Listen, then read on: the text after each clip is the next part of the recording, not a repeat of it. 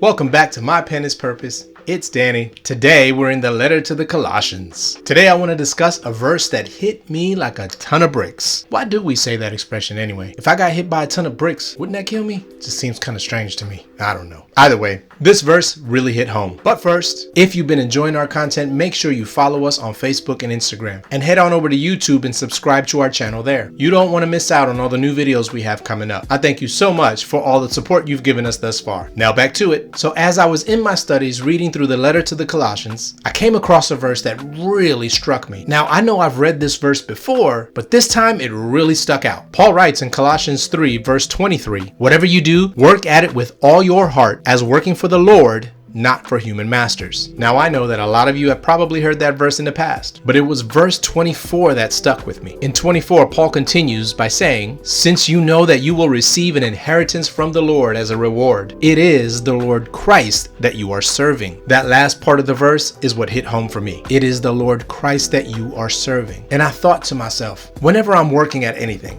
am I working at it as if I'm working for the Lord? I believe I am, specifically in my day-to-day duties at work. I always want the Lord to be proud of me at whatever it is I'm doing. Like I tell my wife all the time, I'm a words of affirmation person. By the way, if you haven't done the 5 love languages, you need to do that now. Like seriously, go do that now and come back. I'll wait. Are you back? Okay, great. But here's why this verse really hit me. Whenever I'm dealing in the everyday with my children, am I interacting with them in a way that pleases God in whatever I do? Now that is a tough question to answer. I can admit with all sincerity that I have failed many a time in that aspect. I am sure that the Lord has done plenty of facepalm because of my actions.